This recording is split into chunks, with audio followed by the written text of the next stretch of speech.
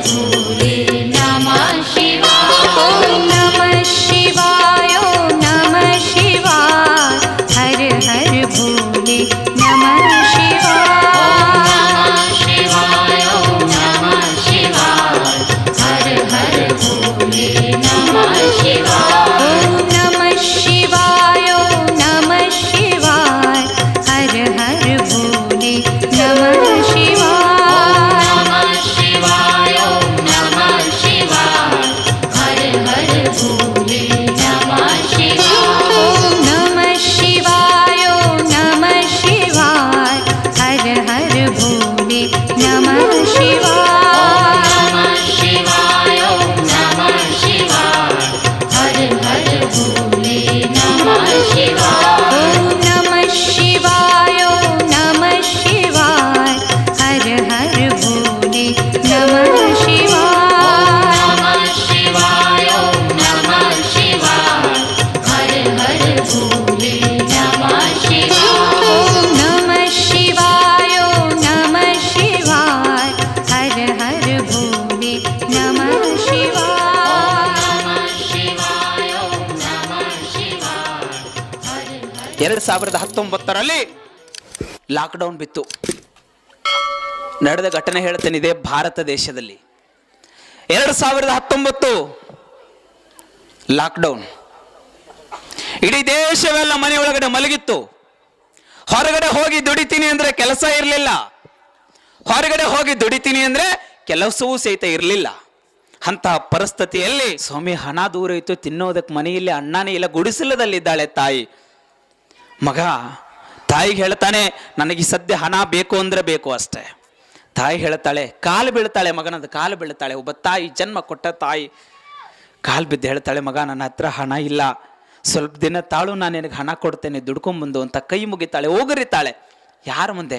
ತಾನು ಹೆತ್ತ ಮಗನ ಮುಂದೆ. ಸ್ವಾಮಿ, ಎಲ್ಲಿಗೆ ಬಂದು ನಿಂತಿದೆ ಭಾರತ ದೇಶ?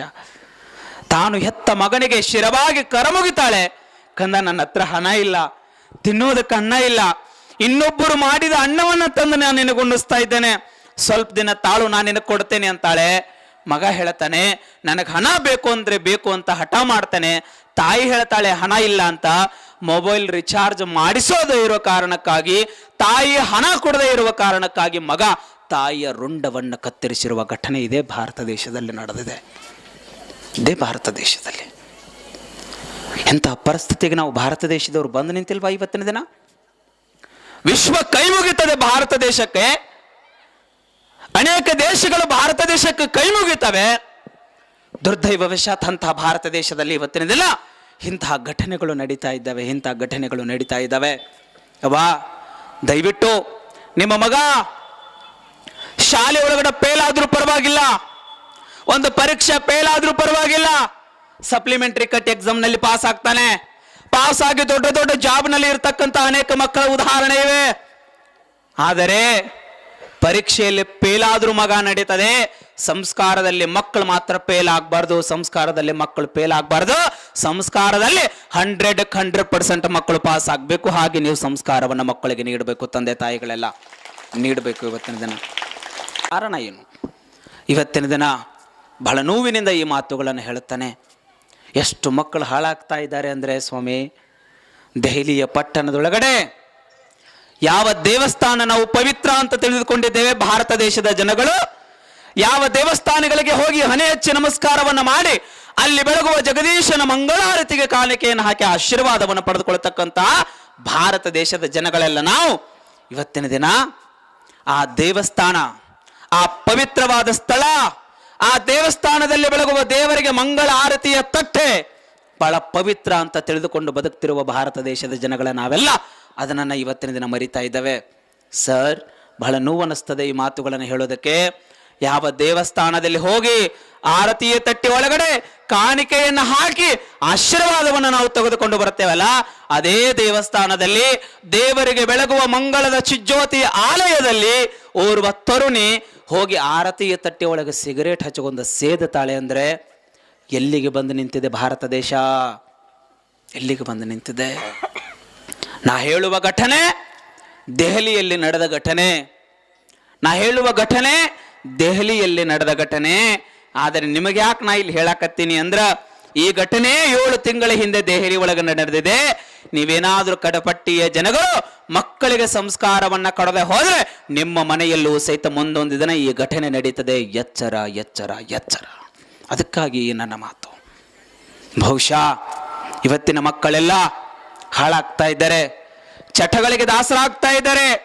ಯಾವ ಮಕ್ಕಳು ತಂದೆ ತಾಯಿಗಳನ್ನ ಪೂಜೆ ಮಾಡಬೇಕೋ ಅದೇ ಮಕ್ಕಳು ಇವತ್ತಿನ ದಿನ ತಂದೆ ತಾಯಿಗಳ ವೃದ್ಧಾಶ್ರಮಕ್ಕೆ ಕಳಿಸುವಂತಹ ಪರಿಸ್ಥಿತಿಗೆ ನಾವು ಬಂದು ನಿಂತಿದ್ದೇವೆ.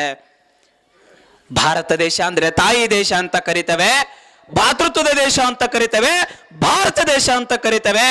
ದುರ್ದೈವವಶಾತ್ ಅದೇ ಭಾರತ ದೇಶದಲ್ಲಿ ಇವತ್ತಿನ ದಿನ ಯಾರೋ ವಿದೇಶದವರು ನಮ್ಮ ಮನೆ ಬಾಗಿಲಿಗೆ ಬಂದು ನಿಂತು ನೀರು ಕೊಡು ಅಂದ್ರೆ ಹಾಲು ಕೊಡತಕ್ಕಂತಹ ದೇಶದಲ್ಲಿ ನಾವು ಇರಬೇಕಾದ್ರೆ ದುರ್ದೈವವಶಾತ್ ಇವತ್ತಿನ ದಿನ ಅದೇ ದೇಶದಲ್ಲಿ ಹೆತ್ತ ತಾಯಿಗೆ ಹಳಸಿದ ಅನ್ನವನ್ನು ಕೊಡ್ತಕ್ಕಂತಹ ಪರಿಸ್ಥಿತಿಗೆ ನಾವು ಬಂದು ನಿಂತಿದ್ದೇವೆ.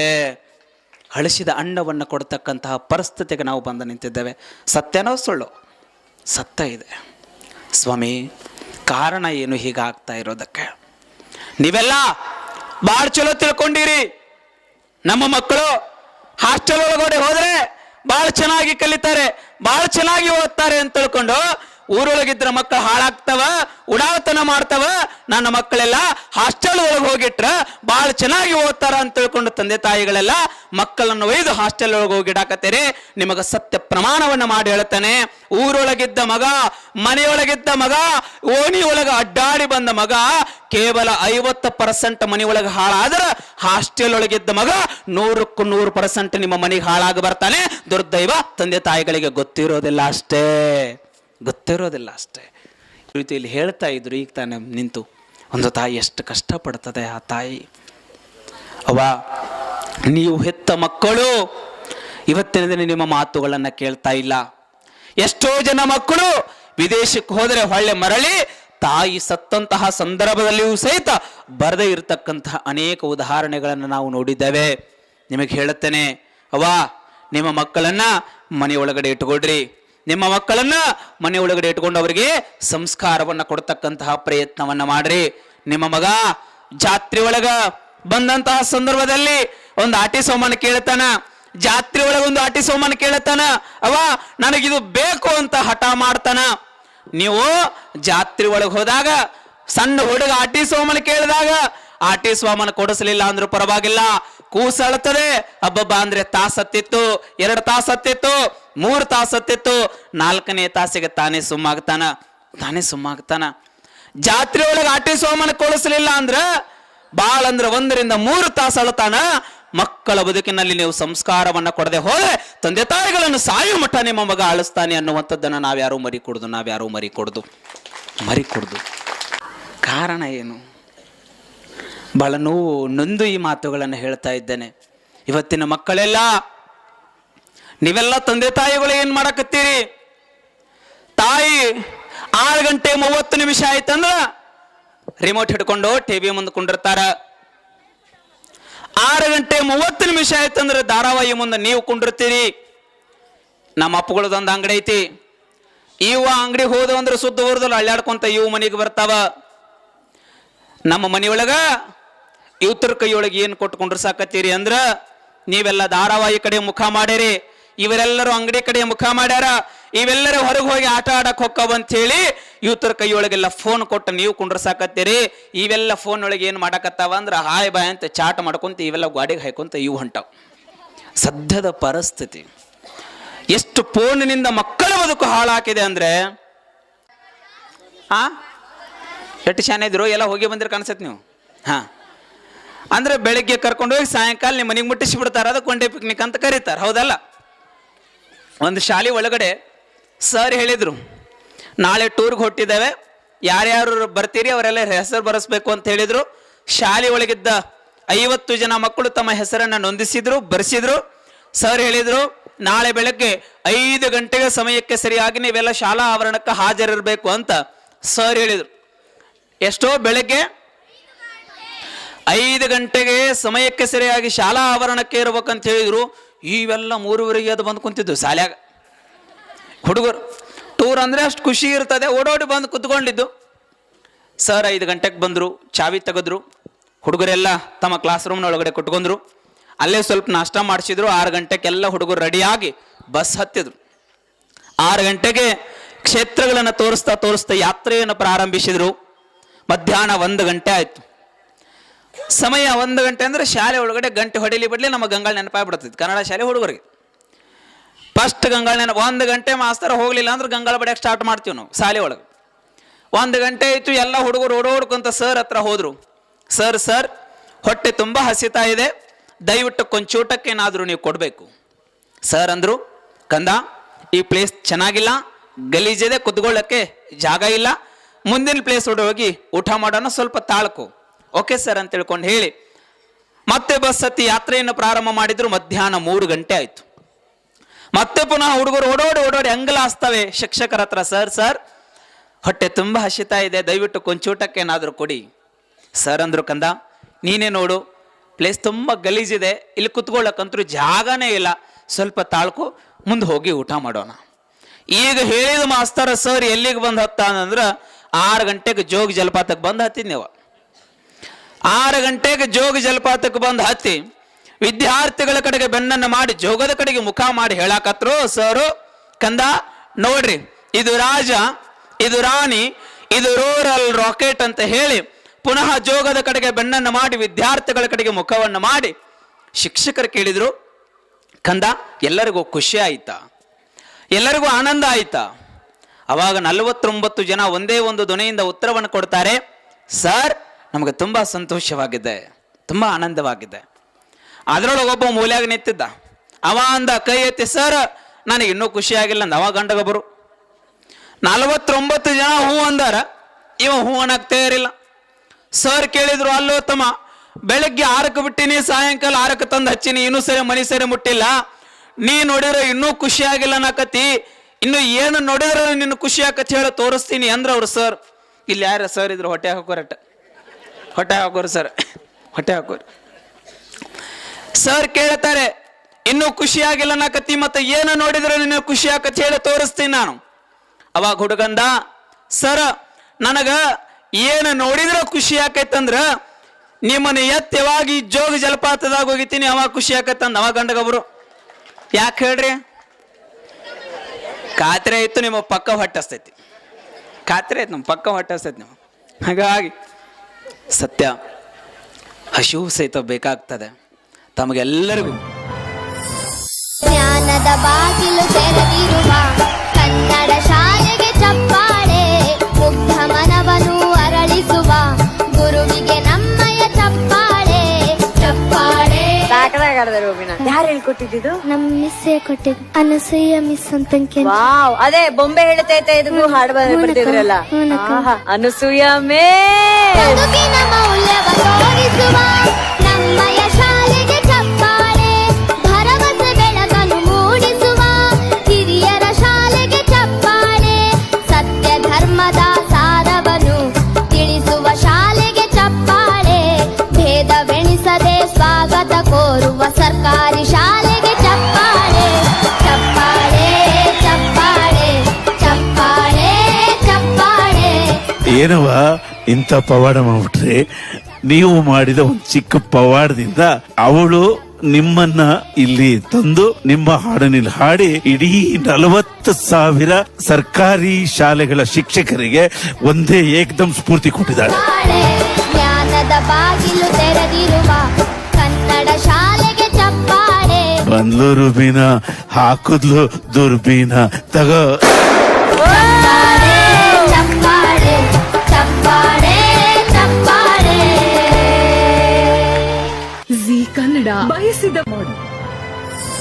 ಜ್ಞಾನದ ಬಾಗಿಲು ತೆರೆದಿರುವ ಕನ್ನಡ ಶಾಲೆಗೆ ಚಪ್ಪಾಳೆ, ಮುಗ್ಧ ಮನವನ್ನು ಅರಳಿಸುವ ಗುರುವಿಗೆ ನಮ್ಮಯ ಚಪ್ಪಾಳೆ. ಚಪ್ಪಾಳೆ.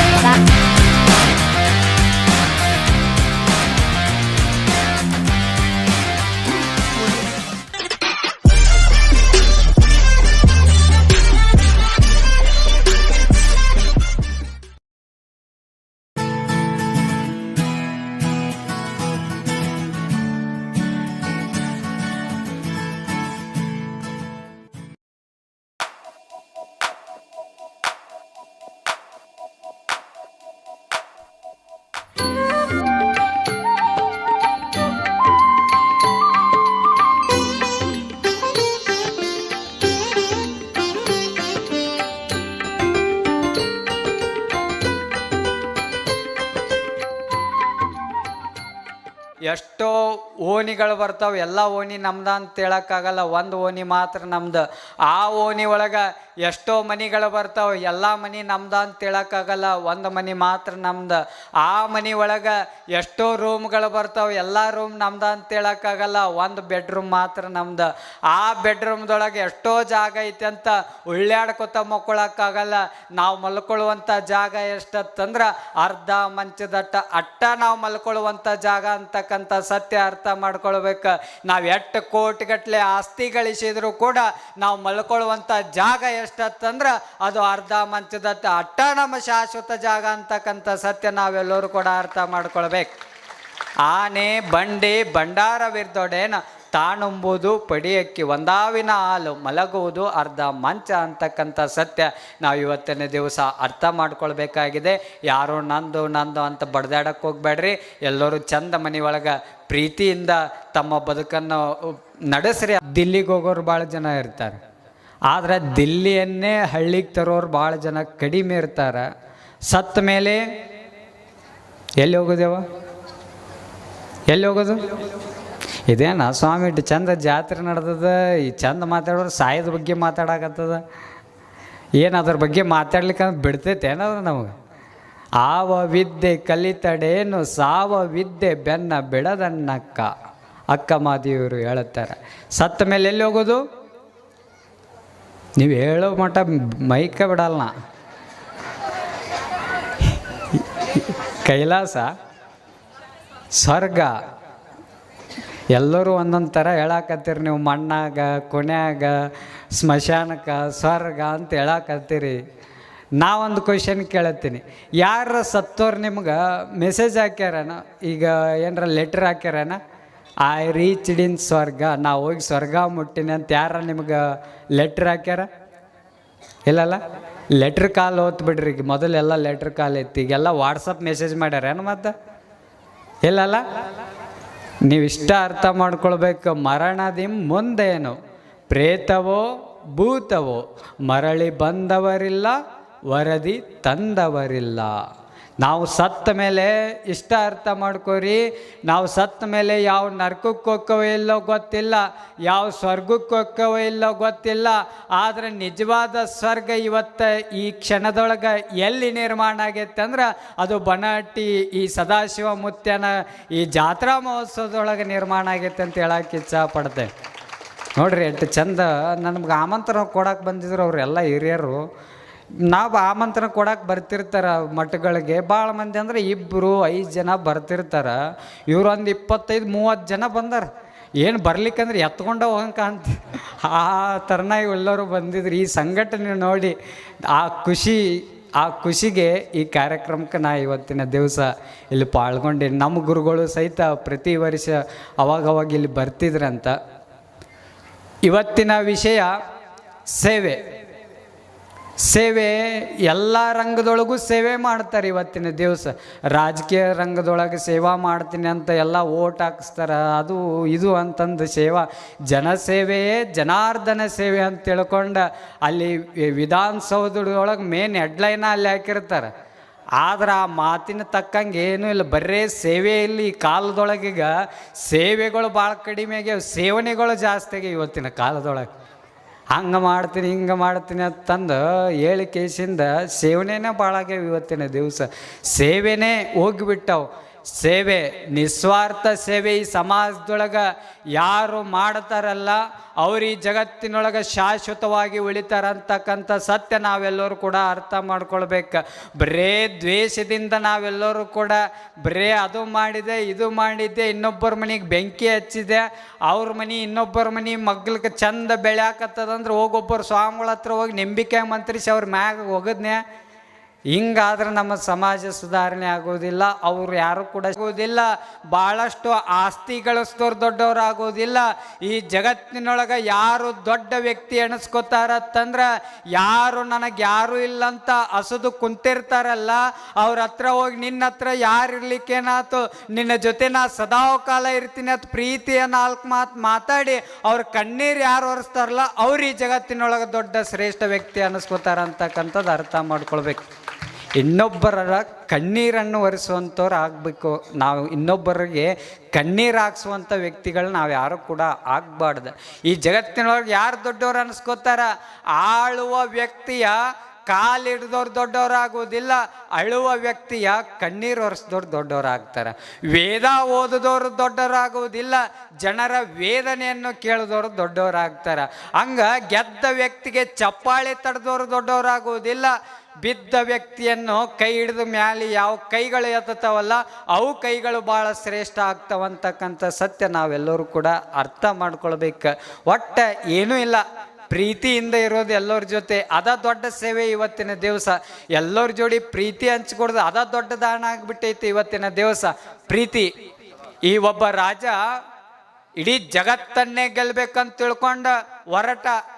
ಎಲ್ಲ ರಾಜ್ಯದ ರಾಜರುಗಳನ್ನ ಸಂಹಾರವನ್ನು ಮಾಡಿ ತನ್ನ ಖಡ್ಗಿನಿಂದ ಅವರ ರುಂಡವನ್ನು ಆರಿಸಿ ರಕ್ತವನ್ನು ಹರಿಸಿ ಇಡೀ ಜಗತ್ತನ್ನೇ ಗೆಲ್ಬೇಕಂತ ತಿಳ್ಕೊಂಡು ಒಬ್ಬ ರಾಜ ಹೊರಟ ಮೇಲೆ ಅವ ಒಂದು ಕಾಡಿಗೆ ಹೋಗ್ತಾನ.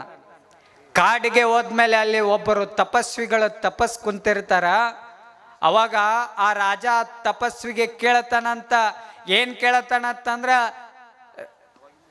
ಜ್ಞಾನಿಗಳೇ, ತಪಸ್ವಿಗಳೇ, ನಾನು ಈ ಜಗತ್ತನ್ನು ಗೆಲ್ಲಬೇಕಂತ ತಿಳ್ಕೊಂಡು ಹೊಂಟಿದ್ದೇನೆ. ಇವತ್ತಿನ ದಿವಸ ಈ ಜಗತ್ತನ್ನು ಗೆಲ್ಲಬೇಕಾಗಿತ್ತಂದ್ರೆ ನಾ ಏನು ಮಾಡ್ಬೇಕಂತ ತಿಳ್ಕೊಂಡು ಆ ರಾಜ ಆ ತಪಸ್ವಿಗೆ ಕೇಳಿದಾಗ ಆ ತಪಸ್ವಿಗಳು ಒಂದು ಮಾತು, ಕಿಮ್ಮತ್ತಿನ ಮಾತು ಹೇಳ್ತಾರಂತ.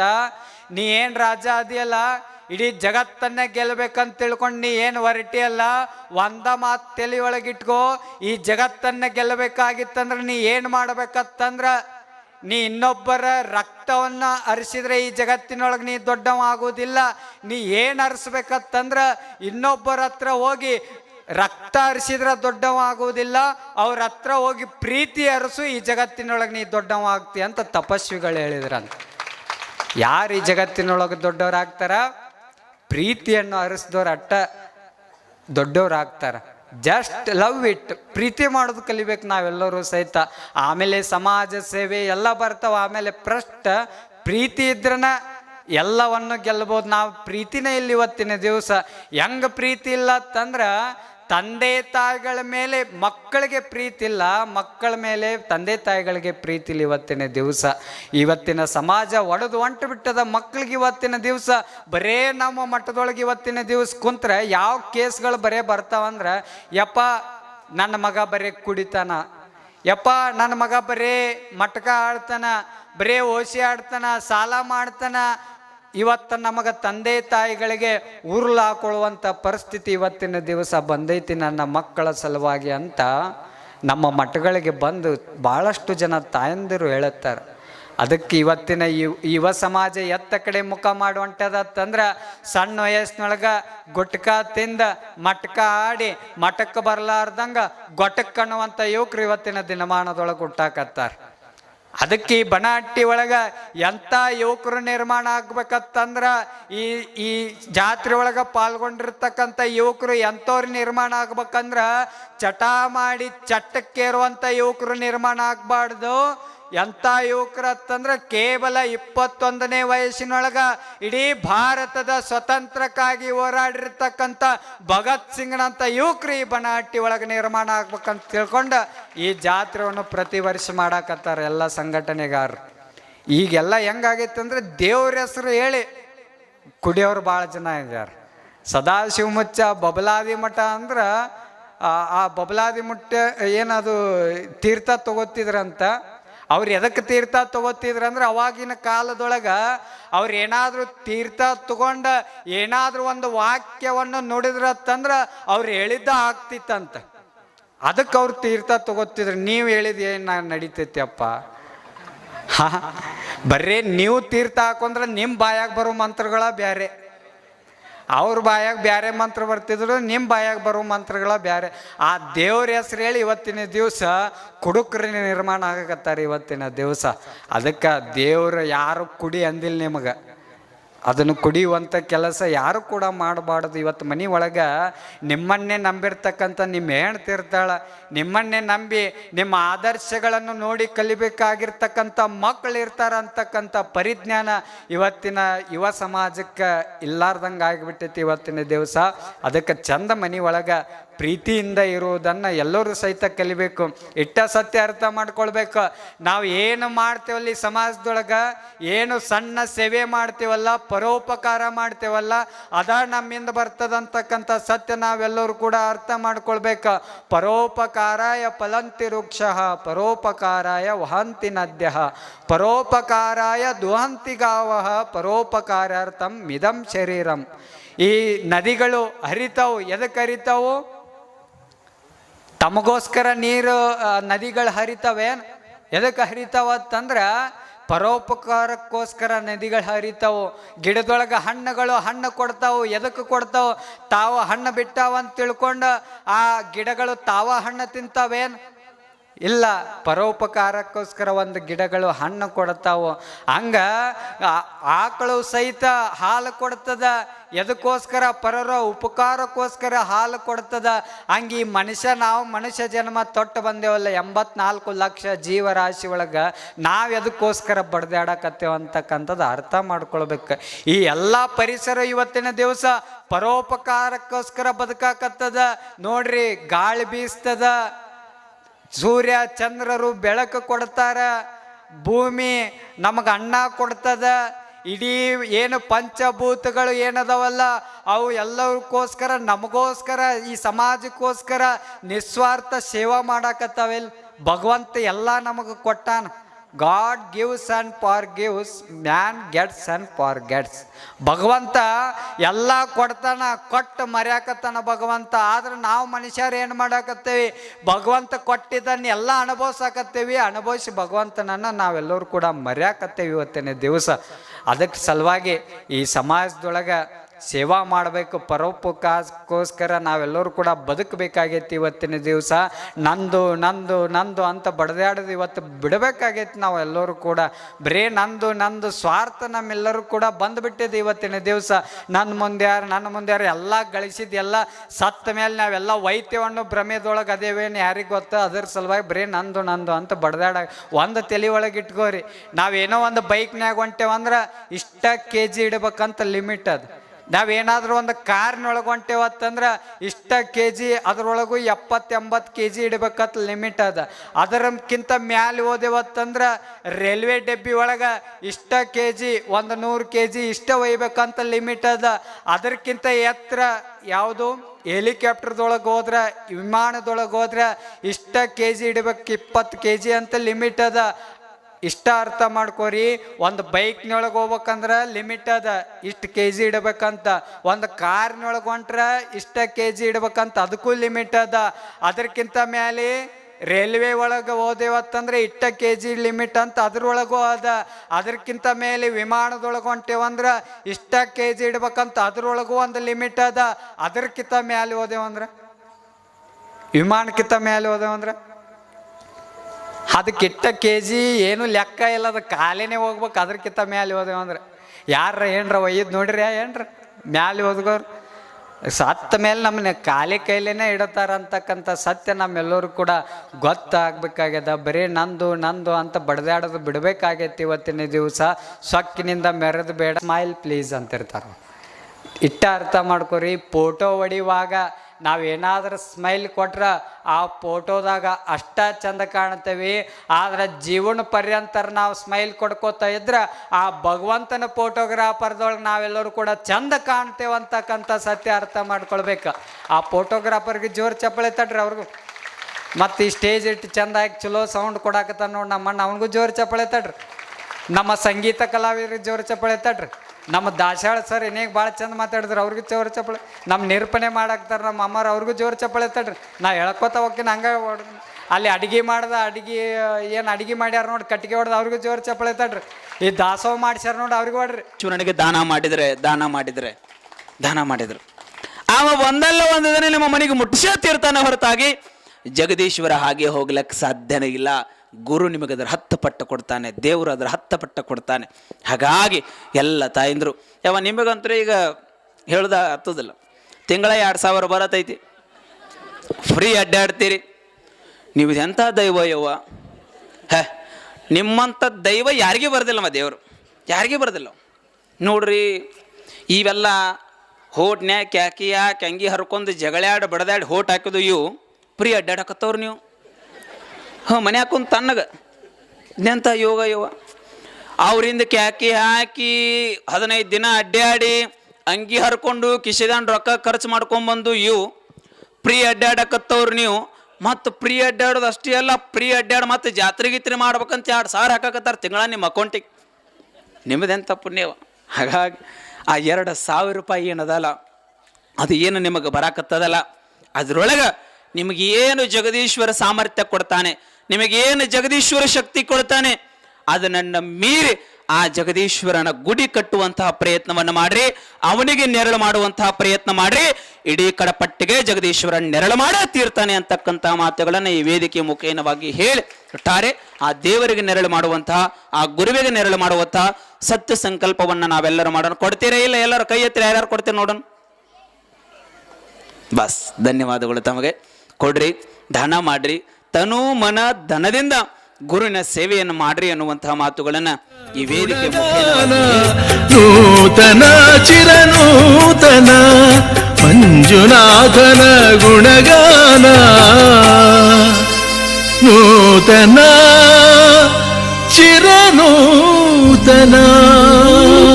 ಬದುಕಲು ಬಿಡಿ ನನ್ನನ್ನು, ಕಣ್ಣೊಂದು ಹೇಳಿತು ಬದುಕಲು ಬಿಡಿ ನನ್ನನ್ನು. ಸುಟ್ಟು ಬೂದಿ ಮಾಡದಿರಿ, ಮಣ್ಣಿಗಾಕಿ ಮುಚ್ಚದಿರಿ. ಸುಟ್ಟು ಬೂದಿ ಮಾಡದಿರಿ, ಮಣ್ಣಿಗಾಕಿ ಮುಚ್ಚದಿರಿ, ಮಣ್ಣಿಗಾಕಿ ಮುಚ್ಚದಿರಿ. ನಿನ್ನ ಪಯಣ ಮುಗೀತೆಂದು ಆರಿಸದಿರು ದೀಪವನಿ, ಬೆಳಕಿದ್ದು ಕತ್ತಲೆಯಲ್ಲಿ ಸಾಗುವ ಜೀವಕ್ಕೆ ದೀಪವಿಟ್ಟು ಮುಂದೆ ಸಾಗು ನೀ. ನೇತ್ರದಾನ ಪವಿತ್ರವಾದ ದಾನ. ನಮ್ಮ ಈ 2 ಕಣ್ಣುಗಳಿಂದ ಇಬ್ಬರು ಅಂಧರಿಗೆ ಕಣ್ಣುಗಳು ಬರೋದಾದ್ರೆ ನಾನು ಮಾತ್ರ ಅಲ್ಲ, ನಮ್ಮ ಮನೆಯವರ ಮಕ್ಕಳ ಮೊಮ್ಮಕ್ಕಳಾದಿಯಾಗಿ ನಮ್ಮ ಕಣ್ಣುಗಳನ್ನು ದಾನ ಮಾಡೋದಕ್ಕೆ ನಾವು ಸಿದ್ಧವಾಗಿದ್ದೇವೆ. ಅಮೂಲ್ಯವಾದ 2 ಕಣ್ಣುಗಳು ಮಣ್ಣು ಪಾಲಾಗುವುದಕ್ಕಿಂತ ಕತ್ತಲಲ್ಲಿ ಕುಳಿತಿರುವ ಇಬ್ಬರು ಅಂಧರಿಗೆ ದಾರಿದೀಪವಾಗಲಿ. ಎಲ್ಲರೂ ಮನಸ್ಸು ಮಾಡೋಣ. ನಿಮ್ಮ ಈ ಒಂದು ಕರೆಯಿಂದ ಸಾವಿರಾರು ಜನ ಕಣ್ ಕೊಡ್ಲಿಕ್ಕೆ ಖಂಡಿತವಾಗಿ ಮುಂದೆ ಬರ್ತಾರೆ. ಅದರಿಂದ ಹಲವಾರು ಅಂಧರಿಗೆ ಬೆಳಕು ನೀಡ್ತಾರೆ ಅಂತ ನನಗೊಂದು ದೃಢ ನಂಬಿಕೆ ಇದೆ. ಅದರಿಂದ ಇದೊಂದು ಪ್ಲೆಜ್ ಫಾರ್ಮ್ ನಿಮ್ಗೆ ಕೊಟ್ಟಿದ್ದೀನಿ. ತುಂಬಾ ಸಂತೋಷ. ತಮ್ಮ ಈ ಕಾರ್ಯ ಯಶಸ್ವಿಯಾಗಿ ಮುಂದುವರಿಯಲಿ ಅಂತ ಭಗವಂತನಲ್ಲಿ ನನ್ನ ಪ್ರಾರ್ಥನೆ. ಪೆಟ್ರೋಲ್ ಹಾಕಯ್ಯ. ಹೆಲ್ಮೆಟ್ ಇಲ್ಲ ಅಂದ್ರೆ ಪೆಟ್ರೋಲ್ ಹಾಕಲ್ಲ ಸರ್. ಏನಯ್ಯ ತಲೆ ಎಲ್ಲ ಮಾತಾಡ್ತೀಯ, ದುಡ್ಡು ಕೊಡಲ್ವಾ? ಹಾಕಲ್ಲ ಸರ್, ನಮಗ್ ಲಾಸ್ ಆದ್ರೂ ಪರವಾಗಿಲ್ಲ. ಇವತ್ತು ಸಮಾಜದಲ್ಲಿ ಹೆಲ್ಮೆಟ್ ಹಾಕ್ತೆ ಎಷ್ಟೋ ಜನ ಬಿದ್ದು ಅವ್ರು ಹೆಚ್ಚು ಕಡಿಮೆ ಮಾಡ್ಕೊಳ್ಳೋದು ಅಲ್ಲದೆ ಅವ್ರ ಮನೆಯವನ್ನೆಲ್ಲ ಬೀದಿ ಪಾಲ್ ಮಾಡಿದ್ದಾರೆ. ಹೆಲ್ಮೆಟ್ ಹಾಕೊಳ್ಳದೆ ಇದ್ರೆ ಯಾವುದೇ ಕಾರಣಕ್ಕೂ ಪೆಟ್ರೋಲ್ ಹಾಕಲ್ಲ ಸರ್. ಈ ಆಂದೋಲನ ಇಲ್ಲಿಂದನೇ ಶುರುವಾಗ್ಲಿ.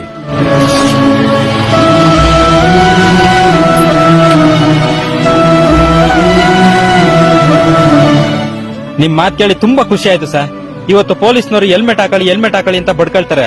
ಸಾಲ್ದು ಅಂತ ದಂಡ ಹಾಕಿ ಬುದ್ಧಿನೂ ಕಲಿಸ್ತಾರೆ. ಆದ್ರೂ ನಮ್ ಜನ ಹೆಲ್ಮೆಟ್ ಹಾಕಲ್ಲ. ಆದ್ರೆ ನೀವು ತಗೊಂಡಿದ್ರಲ್ಲ ಈ ನಿರ್ಧಾರ, ಇದೇ ತರ ಎಲ್ಲಾ ಪೆಟ್ರೋಲ್ ಬಂಕ್ ಅವರು ತಗೊಂಡ್ರೆ ನಮ್ ಜನ ಖಂಡಿತವಾಗಿ ಹೆಲ್ಮೆಟ್ ಹಾಕ್ತಾರೆ ಸರ್. ಅವ್ರ ಮನೆಯವರು ಕೂಡ ನೆಮ್ಮದಿಯಾಗಿರ್ತಾರೆ.